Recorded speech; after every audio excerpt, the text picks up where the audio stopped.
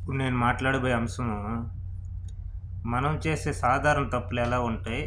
సమాజాన్ని ఎలా ఇబ్బంది పెడతాయి? లేదా మనల్ని ఎలా ఇబ్బంది పెడతాయి అనేది మాట్లాడతాను. అంటే మనం ఎక్కువ సమాజానికి అలవాటు పడిపోయి ఉంటాం. సమాజంలో బతకడం వల్ల అలవాటు పడిపోయి ఉంటాం. అలవాటు పడిపోయి సమాజంలోని మంచి నేర్చుకుంటాం, చెడు నేర్చుకుంటాం. లేపోతే పనికిరానివి కూడా నేర్చుకుంటాం. లేకపోతే కొన్ని అలవాట్లు నేర్చుకుంటాం. అంటే మంచి, చెడు 2 కూడా. సమాజాన్ని నేను తిట్టడం లేదు. సమాజం అంటే అన్ని రకాల మనుషులుంటారు కాబట్టి మంచి, చెడు అన్నీ ఉంటాయి. కాతే మనకి తెలియకుండానే మనకు చెడు కొంచెం అంటుకుంటా ఉంటదనమాట మంచితో పాటు. దాని గురించి చెప్తున్నా. అంటే మనం చేసే చిన్న చిన్న అలవాట్లే రెగ్యులర్‌గా చేసేవి చాలా విపరీతంగా ఇబ్బందులు పెడతా ఉంటాయి ఇతరులకి. ఉదాహరణకి ఎవరో జాబ్ చేస్తున్నారనుకుందాం. బాగా ఎర్న్ చేస్తున్నారు. ఎక్కువ డబ్బులు సంపాదిస్తున్నారు. చుట్టుపక్కల ఫ్రెండ్స్ గానీ, లేకపోతే రిలేటివ్స్ గానీ, పేరెంట్స్ గానీ ఏమంటారు? దాన్ని ఎక్కడే ఇన్వెస్ట్‌మెంట్ చెయ్యి. బాగా ఎక్కువ అయ్యేటట్లు చెయ్యి అంటారు. సహజంగా మనిషి డబ్బు వైపు పరిగెడుతూ ఉంటారు కాబట్టి, ఎక్కడ ఇన్వెస్ట్‌మెంట్ చేయాలని బాగా ఇంకా వెతుకుతారు. అంటే భూముల మీద ఇన్వెస్ట్ చేయాలా? బంగారం ఇన్వెస్ట్ చేయాలా? దానికంటే ఎక్కువ రిటర్న్స్ వచ్చేయాలన్నమాట. విపరీతంగా. అంటే ప్రాఫిట్ రావాలనుకోవడం తప్పు కాదు. ఒక ఇన్వెస్ట్‌మెంట్ చేసినప్పుడు ఈవెన్ బ్యాంకులైనా ఇంట్రెస్ట్ ఇస్తారు కాబట్టి ప్రాఫిట్ రావాలనుకోవడం తప్పు కాదు. కానీ విపరీతంగా రావాలనుకోవడం ఖచ్చితంగా తప్పే. అప్పుడేమవుతుంది వాళ్ళు ఎక్కువ భూముల మీద ఎక్కడో ఇన్వెస్ట్‌మెంట్ చేసిన తర్వాత అది విపరీతంగా రేట్లు పెరిగితే వీళ్ళు చాలా ఆనందంగా అమ్ముకోవచ్చు. బంగారం అమ్ముకోవచ్చు. ఆ తర్వాత కొనేవాళ్ళు వాళ్ళకి సరిపడా డబ్బులుంటే పర్వాలేదు. లేకపోతే ఈఎంఐలు కడుతున్నారు ఏదైనా చేస్తున్నారంటే వాళ్ళకి ఒకవేళ జాబ్ సాలరీ సరిపోకపోయినా కట్టడానికి లేకపోతే జాబ్ పోయినా ఎక్కువ సఫర్ అవుతారు. ఇలా ఒక 50 మంది ఇన్వెస్ట్‌మెంట్ చేశారనుకుందాం. తర్వాత అమ్మేసారు ఎక్కువ డబ్బులకి వీళ్ళకి ప్రాఫిట్ బాగొచ్చింది. బాగున్నారు. పెద్ద పెద్ద కార్లు కొన్నారు. పెద్ద పెద్ద ఇల్లు కొన్నారు. బాగున్నారు. ఇంకొక 50 మంది మిడిల్ క్లాస్ వాళ్ళు ఎవరో కొనుక్కున్నారు. వాళ్ళు ఒక 20, 30 మంది కట్టేస్తున్నారు. వాళ్ళ దగ్గర డబ్బులున్నాయి. జాబ్ బాగుంది. ఒక 20 మంది కట్టలేక స్ట్రగుల్ అవుతున్నారు. ఆ 20 మందే వీళ్ళ దగ్గరకొచ్చినప్పుడు అంతా గ్రూప్‌గా ఏర్పడి డిస్కస్ చేసుకున్నారనుకుందాం. ఈ 50 మంది ఎవరెవరు మనీ ఎర్న్ చేశారో, వీళ్ళు సక్సెస్ స్టోరీ చెప్తారనమాట. బాగా కష్టపడాలి, బాగా డబ్బులు సంపాదించాలి, బాగా చక్కగా ఉండాలి. ఆ!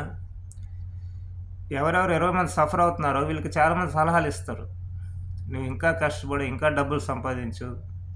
నీ పిల్లలకి బాగా చదివించు. వాళ్ళకి ఆడపిల్లలకి బంగారం కొను. లేదా ఆడపిల్లలకి చదివించు. లేదా మగవాడిని అలా చదివించు. నీ హెల్త్ కేర్ తీసుకో."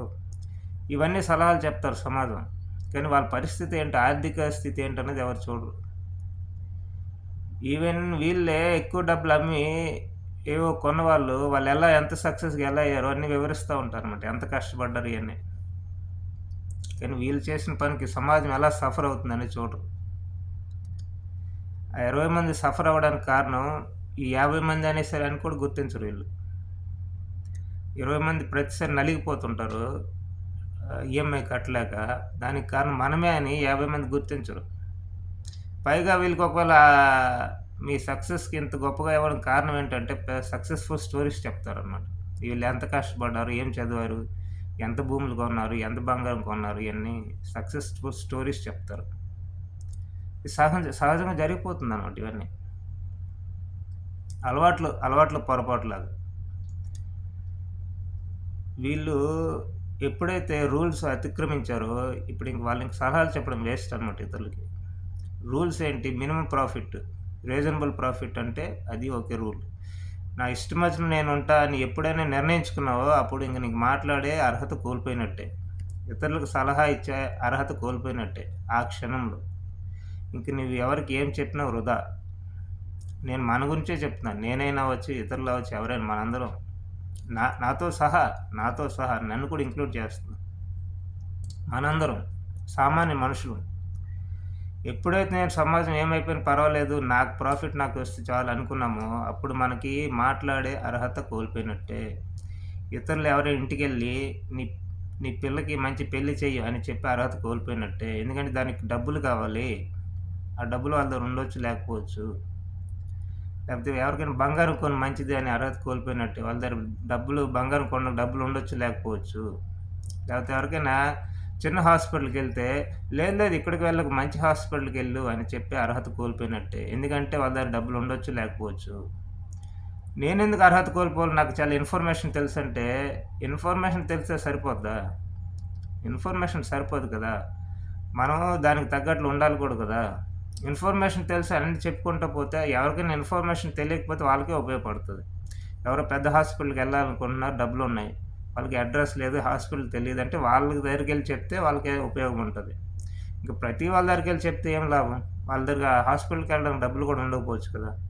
దానికి కారణం మనలాంటి ఎక్కువగా భూములు ఖరీదు కొని ఎక్కువ అమ్మడం వల్లే అయ్యుండొచ్చు కదా! అతను ఈఎంఐ కట్టలేకపోతుండొచ్చు. ఆ ఈఎంఐ ఒక పక్క కట్టలేకపోతే మంచి హాస్పిటల్‌కి వాళ్ళ తల్లిదండ్రులు ఎలా తీసుకెళ్తాడు? వాళ్ళు ఈఎంఐ కట్టలేకపోతే వాళ్ళ పిల్లకి చక్కగా పెళ్లి ఎలా చేస్తాడు? ఆ ఈఎంఐ సరి కట్టలేకపోతే బంగారం ఎలా కొంటాడు? మళ్ళీ వీళ్ళే అక్కడికెళ్ళి సలహాలు చెప్తే ఏం లాభం? అందువల్ల ఒక్కసారి సమాజం ఏమైపోయినా పర్లేదు, నేను నాకు ప్రాఫిట్‌గా చూసుకుంటా అనే వ్యక్తికి మాట్లాడే అర్హత కోల్పోయినట్టే. ఈవెన్ ఒకళ్ళు మాట్లాడాలనుకున్నా ఎక్కడైనా ఇన్ఫర్మేషన్ ఎవరికైనా తెలియకపోతే వాళ్ళకి ఉపయోగపడతదంటే అక్కడ ఇన్ఫర్మేషన్ చెప్పడం వరకే వాళ్ళు చేయగలరు. దానివల్లే కొద్ది ప్రయోజనం తప్ప వాళ్ళకి ఇంకా ఏమీ యూజ్ లేదు. ఎందుకంటే ఎక్కువ బంగారం వీళ్ళే ఎక్కువ దాచుకుంటారు. ఎక్కువ భూములు వీళ్ళే దాచుకుంటారు. ఎక్కువ సేవింగ్ వీళ్ళే చేసుకుంటారు. ఇక ఇన్ని చేసుకొని ఇంకా ఇతరులకు సలహాలు ఇచ్చి ఏం లాభం? లేకపోతే కొంతమంది ఇద్దరు జాబ్ చేస్తారు. Husband, wife. ఇద్దరు చదువుకుని ఇద్దరు జాబ్ చేస్తుంటే ఉద్యోగాలన్నీ ఉంటే పర్వాలేదు. అది మంచిది, గ్రేటే. ఇద్దరు జాబ్ చేస్తే అది వాళ్ళ సొంత నిర్ణయం. వాళ్ళ వ్యక్తిగత విషయాల్లోకి వెళ్ళే హక్కు మనకు లేదు. అది వాళ్ళ ఇష్టం.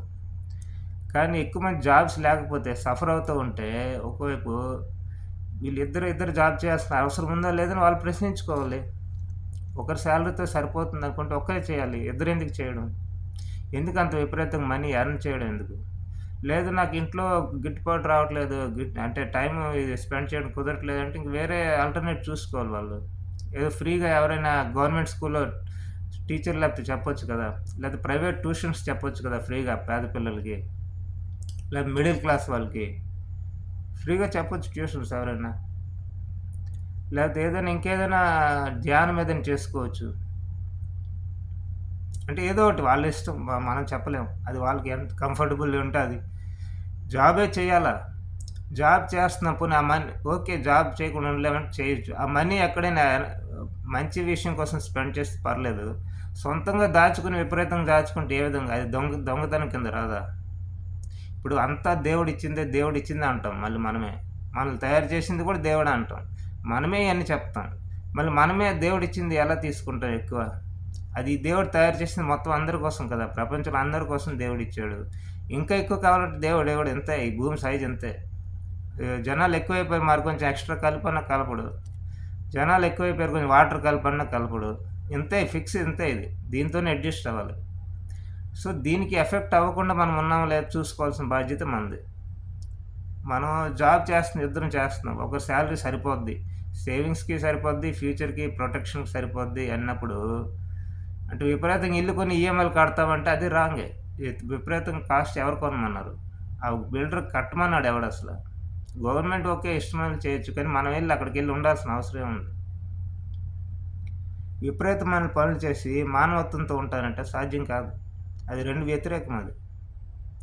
నీ మనసు ఎంత మంచిదైనా, నీకెన్ని మంచి అలవాట్లున్నా, నువ్వెంత చదువుకున్నా, ఎంత తెలివున్నా, ఎంత వృధా. అంటే ఒక మంచి భోజనం ప్లేట్ మీద మంచి మంచి గెస్ట్‌కి ఫుడ్ అంతా పెట్టి, రకరకాలన్నీ పెట్టి, అతను కూర్చునేటప్పుడు అతనన్నీ చూసి ఓకే. చాలా ఎలా ఉన్నాయంటే బాగున్నాయి అంటాడు. నాకు కొంచెం ఒక అలవాటుంది. కొంచెం పాయిజన్ ఏస్తా దానిలో అంటే వాడు పారిపోతాడు. తినలేడాడు. ఆడసల ఆ ఇంటి వైపు ఇంకెప్పుడు రాడు కూడా. ఇదేం అలవాటురా బాబు అని చెప్పి. అలాగే అన్నీ చదువుకొని జాబ్ చేస్తా, కష్టపడతా, తెలివితేటలుంటాయి, మంచి విషయాలు నేర్చుకుంటా, నాకు మానవత్వం ఉందని చెప్పి ఇష్టం వచ్చినట్టు చేస్తా ఉంటే అట్లా అవ్వదు. అది వ్యతిరేకం అయిపోద్దనమాట. అది దేవుడికే వ్యతిరేకం అయిపోద్ది. సో, ఒక్కరే జాబ్ చేసి ఇంకోరు ఇంట్లో ఉండాలి. అలాంటప్పుడు ఆ జాబ్ ఇంకెవరో చేస్తారు. అన్‌ఎంప్లాయిడ్ పీపుల్‌కి జాబ్ దొరుకుతుంది. ఇద్దరం జాబ్ చేస్తా ఉంటే ఆ మనీ మంచిదాని కోసం స్పెండ్ చేయాలి. ఏదో గవర్నమెంట్ హాస్పిటల్ ఎవరైనా పూర్ పీపుల్‌కి ఇవ్వాలి. లేతే పూర్ పీపుల్ ఎవరైనా చదువుకుంటే వాళ్ళకివ్వాలి. ఎందుకంటే అది వాళ్ళదే. మనమేమనుకుంటామంటే మనది వాళ్ళకిస్తున్నాం అనుకుంటున్నాం. మనది కాదది. మనదెందుకది? దేవుడు అక్కడ పెట్టాడు. పెట్టినప్పుడు మనం ఎళ్లి కష్టపడి తీసుకున్నాం. మనది కాదు, మనం కష్టపడి తీసుకున్నాం అంతే. మనం తీసుకున్నాం అది ఓకే. కష్టపడినందుకు అది గ్రేట్‌నెస్సే. కానీ అది మనది కాదు. అది వేరే వాళ్ళది. మనం కష్టపడి తీసుకున్నాం. అది వేరే వాళ్ళకి చెందాలని వాళ్ళకిచ్చేయాలి. అది పూర్ పీపుల్‌కి ఇచ్చేయాలి. లేపోతే దేనికోసమైనా అది వాళ్ళిష్టం. ఎవరికైనా గవర్నమెంట్ స్కూల్‌కి హెల్ప్ చేయొచ్చు. గవర్నమెంట్ స్కూల్ బిల్డింగ్ బాలేతే కట్టొచ్చు. అది దానికోసమే యాక్చువల్‌గా మనది కాదది. మనం కష్టపడి తీసుకున్నాం. ఎందుకంటే మనకు ఆపర్చునిటీ వచ్చింది. అందుకని తీసుకున్నాం అంతే. సో, ఇది బేసిక్ గ్రహించాలనమాట. ఇది చేయకుండా ఇ ఇష్టమొచ్చినట్లు చేసి ఇతరులకు సలహా చెప్పడం వల్ల ఏం లాభం లేదు. పేద పిల్లల దగ్గరికెళ్ళి బాగా కష్టపడండి, బాగా చదవండి అంటే ఏమొస్తది? ఏం రాదది. డబ్బులుండవు వాళ్ళ దగ్గర. అది మిడిల్ క్లాస్ వాళ్ళ దగ్గరికెళ్ళి మంచి హాస్పిటల్‌కెళ్ళండి అంటే వాళ్ళ దగ్గర డబ్బులుండవు. ఈ సలహాలు చెప్పడం వల్ల ఏం లాభం? ఇలాంటి సలహాలు చెప్పేవాళ్ళే కొంతమంది బుద్ధుడు ఎందుకు ఇంటి నుంచి పారిపోయాడని మాట్లాడతారు. బుద్ధుడు భార్య పిల్లల్ని వదిలేసి పారిపోయాడు. అది తప్పంటారు. ఎందుకు పారిపోయాడంటే మనలాంటి వాళ్ళ వల్ల పారిపోయాడు. నిజం ఇది. ఎవరైనా కాసేపు ఆలోచిస్తే ఎవరికైనా అర్థమైపోద్ది. నిజం ఇది. బుద్ధుడు ఉన్న సమాజం ఎలాంటిది? బుద్ధుడు వాళ్ళ తల్లిదండ్రులు ఎలాంటి వాళ్ళు? తల్లిదండ్రులు ఎందుకు అతనికి అంత టార్చర్ పెట్టారు? బలవంతంగా ఎందుకు రాజుని చేయాలనుకున్నారు? అతనికి ఫ్రీడమ్ ఎందుకు ఇవ్వలేదు? అతనికి నచ్చినట్లు అతను ఉంటాడు. అతనికి ఏమిష్టమో మనకు తెలీదు. జీవితంలో ఏమవుతాడో తెలీదు. అలా ఉండని అని చెప్పి చిన్నప్పటి నుంచి వదిలేస్తే, బహుశా బుద్ధుడు చిన్నప్పటి నుంచి ఎవరో చనిపోయినా అంతే ఎక్కువ ఎంత విపరీతంగా ఆశ్చర్యపోడు. చనిపోవడం అనేది సహజం అనుకుంటాడు. ఎవరైనా సిక్ పీపుల్ చూసినా ఇది సహజం అనుకుంటాడు. ఎవరినైనా సన్యాసిని చూసినా ఇది సహజం అనుకుంటాడు. ఎందుకంటే రెగ్యులర్‌గా చూస్తే అది సహజంగానే అనిపిస్తది. బహుశా బుద్ధుడప్పుడు దేశంలో నుండి రాజ్యపాలన చేసేవాడేమో. తన స్పిరిచువాలిటీ వెతుక్కునేవాడేమో అక్కడి నుంచే. భార్య పిల్లల్ని వదిలేయాల్సిన పరిస్థితి రాకపోవచ్చు. అక్కడి నుంచి అన్ని చేసుకునేవాడేమో. సమాజం సరిగ్గా లేకుండా, తల్లిదండ్రులు సరిగ్గా ఇది ఉండకుండా, మా ఇష్టమొచ్చినవి మేముంటాం, నువ్వు పారిపోకంటే ఎలా ఉంటారు? పారిపోతాడా ఎవడైనా? అంటే కొంచెం ఆలోచించేవాడు ఎవడక్కడ ఉండడు ఇంక పారిపోవాలనిపిస్తది. బుద్ధుడికి అందుకే పారిపోయాడు. తను ఇష్టమేమి పారిపోలేదు. ఆ స స స సమాజం అట్లా ఉందనమాట. ఇంట్లో వాళ్ళు అలా ఉన్నారు. అందుకని పారిపోయాడు. భార్య నువ్వు నీ స్పిరిచ్యువల్ పాత్ ఎతుక్కో. నేను నీకు సహకరిస్తాను తప్ప నీకు ఇబ్బంది పెట్టను. పిల్లలుంటున్ని. తల్లిదండ్రులు నీ నీ జీవితం వెతుక్కో. నువ్వు సన్యాసి అవ్వాలనుకుంటావు. నువ్వు పెళ్లి చేసుకోకు అప్పుడు అని చెప్పుంటే అయ్యుండేది. మరి తల్లిదండ్రులు బలవంతంగా పెళ్లి చేశారు తనని. తనకేమీ తెలీదప్పుడు. బయట ప్రపంచమే తెలీదు. ఏం చేస్తే అది ఓకే అన్నాడు. ఇంకేముంది. బయట ప్రపంచం తెలిస్తే పెళ్లి చేసుకుంటే తప్పు. బయటికే వెళ్ళనివ్వట్లేదేమో. ఇంకా మనిషికి ఏం తెలుస్తది? నువ్వు పెళ్లి చేసుకుంటే చేసుకుంటాడు జీవితం మారుతదేమో అని. చివరికి అర్థమైంది ఏం లేదని ఆవిడ ఎళ్ళిపోయాడు. ఇప్పుడు దీనిలో బుద్ధుడి తప్పేముంది? తల్లిదండ్రులు కదా తప్పు. ఆ సమాజానికి కదా తప్పు. లేదా గురువులు కదా తప్పు. అలా ఎందుకు చేస్తున్నాను? ఎందుకు రాజుని ప్రశ్నించలేదు? సమాజం ఎందుకు ప్రశ్నించలేదు? సమాజం ఎందుకు అలా ఉంది? అంటే ఆ రాజు అంటే ఆ రాజనే కాదు. ఇప్పుడు నేను చెప్పిన మనుషులు సమాజం కూడా బంగారం గురించి ఎక్కువ ఆలోచించి ప్రపంచం బాగుండాలి అని అనుకునే అర్హత ఇంక కోల్పోయినట్టే. భూములు ఎక్కువ కొనేసి అమ్ముతాను, ఎక్కువ కొంటాను, ఎక్కువగా బార్గెయిన్ చేసి ఎక్కువగా అమ్ముతానని చెప్పి సమాజం చాలామంది బాగుండాలి, నాకు మానవత్వం ఉందంటే అది మానవత్వం కాదసలు. అనుకుంటున్నాం అంతే మానవత్వం అని గాని అది మానవత్వం కాదు. ఆల్రెడీ క్రాస్ అయిపోయాం కదా! అది మనం మానవత్వం ఆ కాన్సెప్టే కోల్పోయాం కదా! ఎక్కువ అమ్ముతాను, ఎక్కువ కొంటాను, ఎక్కువ చేస్తాను, డబ్బులు ఎక్కువ ప్రాఫిట్ రావాలన్న అనుకున్నాం ఎప్పుడో, అప్పుడే మనకు అర్హత కోల్పోయాం. ప్రపంచం బాగుండాలి అని ఆలోచించే అర్హతే కోల్పోయాం. బాగుండదు. మనలాంటి వాళ్ళు 100 మంది కలిస్తే మార్కెట్ ఆటోమేటిక్‌గా డీస్టెబిలైజ్ అయిపోతుంది. స్టేబుల్‌గా ఉండదు. విపరీతంగా రేట్లు పెరిగిపోవడం అలా అయిపోద్ది. గవర్నమెంటు రైతులు బాగుండాలని చెప్పి పథకాలు పెడితే, రైతులు తయారు చేసిన వాటిని పండించే వాటికి సరైన రేట్ ఇవ్వకపోతే వాళ్ళు బాగుండరు. మేము రైతులు బాగుండాలనుకుంటున్నాం. అనుకుంటే ఇక్కడ ఎందుకయిపోద్ది? దానికి తగిన పనులు కూడా చేయాలి గదా! కొన్ని పథకాలు ఇస్తున్నామంటే ఎంతవరకు అంతవరకు ఉపయోగపడతాయి. రైతులు కష్టపడి సంపాదించిన పండించింది రూ. 1 టమాటా, రూ. 2కి ఇది అంటే వాళ్ళెలా సర్వైవ్ అవుతారు? ఎంతో ఇన్వెస్ట్‌మెంట్ చేసి. మరి ఆ భారం గవర్నమెంట్ తీసుకుంటారా? ఆ సంవత్సరం ఆ పంటనంతా తీసుకొని మిడిల్ క్లాస్ వాళ్ళకి తక్కువ రేట్ ఇవ్వచ్చు. తర్వాత స్టోరేజ్ చేసి ఇవ్వచ్చు. లేకపోతే వాళ్ళు ఇంకేదో ఆల్టర్నేట్ చేయాలి గవర్నమెంట్. రైతు మాత్రం సఫర్ అవ్వకూడదని గవర్నమెంట్ ఎందుకు అనుకోవట్లేదు? అప్పులను తెచ్చి ఏదో పథకాలను పనికిరాని పథకాలు పెట్టే బదులు ఇలాంటి వాటికి ఉపయోగించొచ్చు కదా! అప్పులు తెచ్చిన కొన్ని. రైతులకి అండగా ఉండొచ్చు కదా! వాళ్ళకి రూ. 1 టమాటా ఇచ్చే పరిస్థితి ఎందుకు? దాన్ని రూ. 10కి, రూ. 20 గవర్నమెంట్ కొని రైతు కొంచెం ప్రశాంతంగా ఉండేటట్టు చేయొచ్చు కదా! ఆ భారం పెయిన్ గవర్నమెంట్ తీసుకోవాలి. మా దగ్గర డబ్బులు లేవంటే ప్రజల మీద ఎయ్యాలి. ప్రజలేగా రోజు భోంచేస్తున్నారు. వాళ్ళు పెయిన్ తీసుకోవాలి. పెయిన్ ఇవ్వండి. బలవంతంగా ఇవ్వండి. మీకు రైట్ ఉంది గవర్నమెంట్‌కి. మీరే రోజు భోంచేస్తున్నారు. మీకోసం కదా రైతులు పండిస్తున్నారు. వాళ్ళు బతకడానికి మన కోసం. కాబట్టి మీరు పెయిన్ తీసుకోవాలి అని వెయ్యండి ప్రజల మీద. ఎందుకు తీసుకోరు పెయిన్? తీసుకొని తీరాలి. ఆ ప్రజల మీద ఎందుకు ఎయట్లేదు గవర్నమెంట్? అంటే రేట్లు పెరిగిపోతున్నాయి ఒక పక్క అంటారు. దళారీ వ్యవస్థ ఇంకో పక్క. దళారుల మధ్యలో తినేస్తుంటే వాళ్ళని కంట్రోల్ చేయాల్సింది ఎవరు? గవర్నమెంటే కదా! అలాగని గవర్నమెంట్ దళారులు పూర్తిగా పోవాలి, ఉండకూడదని కాదు. ఆ వ్యవస్థ అవసరమైనప్పుడు వాళ్ళు కొంచెం కంఫర్టబుల్‌గా అంతే మనీ ఎర్న్ చేసేటట్లు కంట్రోల్ చేయాలి. మళ్ళీ వాళ్ళు నాశనం అయిపోవాలని కాదు అర్థం. మళ్ళీ ట్రాన్స్‌పోర్ట్ ఎవరు చేస్తారు అలాంటప్పుడు? ప్రతి రైతు ఇంకా లారీలు కొనుక్కొని ఎళ్ళలేరు కదా! లారీలకి రెంట్ ఇచ్చుకొని ఎళ్ళలేరు కదా! అందరికి సాధ్యం కాదది. సో, మరి మిడిల్ మ్యాన్ ఉండడం తప్పులేదు. కానీ దానికి కంట్రోల్ వ్యవస్థ ఉండాలి. అది ఇవన్నీ చేయకుండా రైతులు బాగుండాలి, మాది రైతు ప్రభుత్వం అంటే ఏం లాభం? సో, ఏదైనా చేసి అప్పుడు బాగుండాలంటే అర్థం ఉంటది. చేయకుండా ఎలా? అది. మనం ఆడపిల్లలు బాగుండాలి. కట్నం కట్నం తీసుకుని ఆడపిల్ల బాగుండాలనుకుంటే ఎలా అవుద్ది? అది అవ్వదు కదా! కట్నం తీసుకోకుండా బాగుండాలంటే అర్థం ఉంది. కట్నం తీసుకొని వాళ్ళు ఎంత సఫర్ అవుతా ఉంటారో, బాగుండాలంటే మళ్ళీ అది అసాధ్యం కాదు. కట్నం డబ్బులు తీసుకోవడం తప్పులేదు. డబ్బులు ఎలా తీసుకోవాలంటే డిస్కస్ చేసుకొని తీసుకోవాలి. వాళ్ళ అమ్మాయి పంపిస్తున్నారు కాబట్టి, ఆమె ఇక్కడ ఉంటది. ఇతను లైఫ్ లాంగ్ ఆమెని చూసుకోవాలి. అంత డబ్బులు ఇతని దగ్గర ఉన్నాయో లేదో అది చూసుకోవాలి. పిల్లలు పుడితే వాళ్ళకి మళ్ళీ పెంచాలి కదా! ఆ అమ్మాయి వాళ్ళ తల్లిదండ్రులు కొంత మనీ ఇన్‌కమ్ ఉంటే, కొంత సేవింగ్స్ ఉంటే ఈ అమ్మాయికి ఇవ్వచ్చు తప్పులేదు. అది వాళ్ళు డిస్కస్ చేసుకొని చేసుకోవాలి తప్ప, ఈ కట్నం ఇవ్వాలని అడగకూడదు. ఆమెకి ఎంత వాళ్ళు ఇవ్వచ్చు. వాళ్ళకెంత క్యాపబిలిటీ ఉందో దాని ప్రకారం ఎంతో ఇవ్వచ్చు. ఆమె అకౌంట్‌లో ఉంటది. ఆమె ఎప్పుడైనా అవసరమైనప్పుడు అది తీసుకొని యూజ్ చేస్తది ఫ్యామిలీ కోసం. అది ఆమెకి ఆ లిబర్టీ ఇవ్వాలి. ఇతను ఆ లిబర్టీ తీసుకోకూడదు. ఇతనికి రైట్స్ లేవు.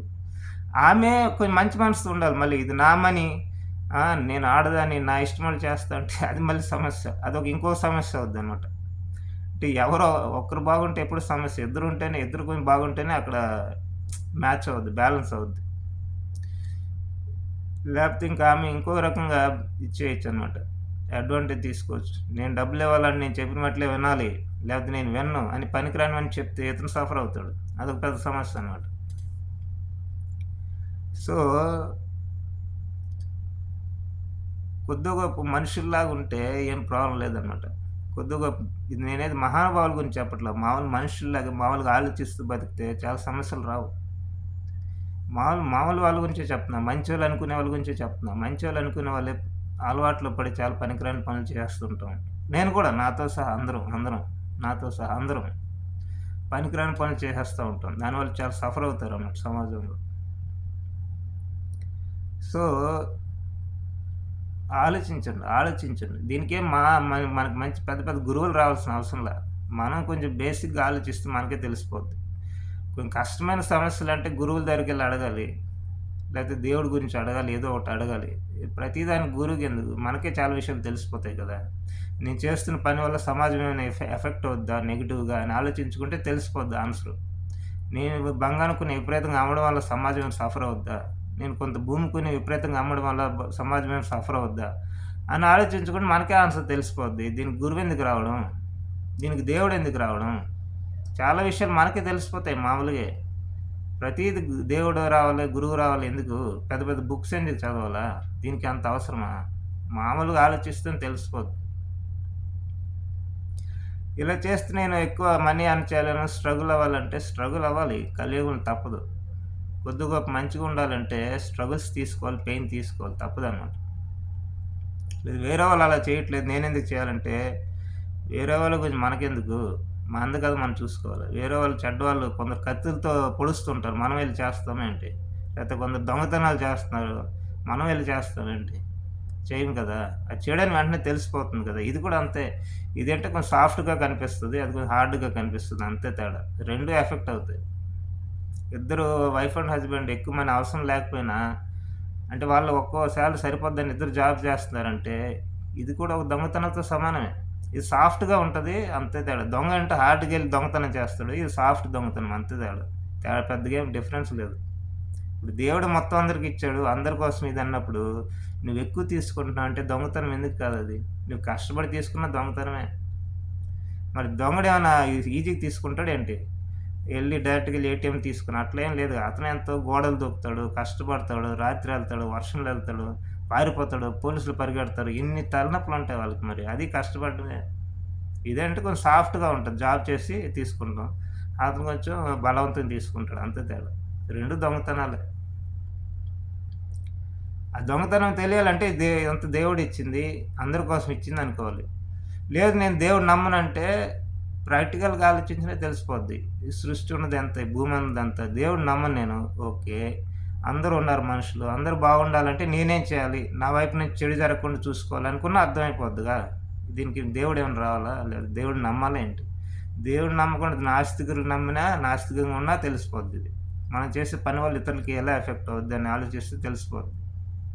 ప్రతిదానికి దేవుడెందుకు అవసరం? దేవుడిని నమ్మాల్సిన అవసరం కూడా లేదు చాలా విషయాలు. మామూలుగా ఆలోచించినా తెలిసిపోతాయి. సో, ఇదందరూ కామన్‌గా చేసే మిస్టేక్స్ అన్నమాట. మనందరం నేను కూడా నాతో సహా అందరం. కామన్‌గా చేసే మిస్టేక్స్ ఇది చేయకపోతే చాలా విషయాల్లో ప్రశాంతంగా ఉంటది సమాజం. మనుషులు మంచోళ్ళు అనుకునే వాళ్ళు ఇవన్నీ చేసేస్తుంటాం. అందువల్ల అంటే విపరీతమైన స్థితి మంచిది కాదనమాట. విపరీతంగా పోల్చడం మంచిది కాదు. విపరీతమైన అంటే కొన్ని ఎలా ఉంటాయంటే చదువుకోకపోతే చాలు వాళ్ళకి ఇంక దేనికి పనికిరారంటారు. చదువుకోకపోతే ఎందుకు పనికిరారు? మంచి చెడు చేస్తే పనికిరారు. చెడు నేర్చుకుంటే పనికిరారు. కానీ చదువుకోకపోతే వాళ్ళకి ఇంకేదైనా మంచిగా చెప్పొచ్చు కదా! గురువులు ఎవరైనా ఉండి మంచి విషయాలు చెప్పొచ్చు. గవర్నమెంటే కొందరు గురువులు నియమించొచ్చు. ఆధ్యాత్మిక గురువుల్ని 1000 మందినో, 20,000 మందో, 30,000 మందో, లేకపోతే 10,000 మందో వాళ్ళకి సాలరీలిచ్చి సమాజంలో అందరూ చదువుకోలేరు. వాళ్ళకి మీరు చెప్పండి అని వాళ్ళే చెప్తారు. చదువుకోకపోతే ఎవడు నాశనం అయిపోడు.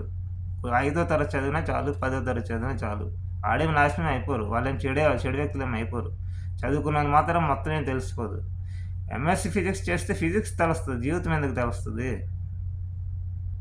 లేకపోతే ఇంజినీరింగ్ చదివితే ఇంజినీరింగ్ సబ్జెక్టులు తెలుస్తాయి. జీవితం ఎందుకు తెలుస్తది? డాక్టర్ అయితే డాక్టర్ వృత్తి దాని గురించి తెలుస్తది. అతనికి జీవితం ఎందుకు తెలిసిపోద్ది? ఒక ఐఏఎస్ అయితే ఐఏఎస్ అయ్యాడు. దానికి సంబంధించిన సబ్జెక్టులు తెలుస్తాయి. మళ్ళీ వేరే సబ్జెక్టులు అతనికి తెలియకపోవచ్చు. ఎందుకంటే అవే చదువుంటాడు. జీవితం అతనెందుకు తెలిసిపోద్ది? అతనెవరు డిసైడ్ చేయడానికి?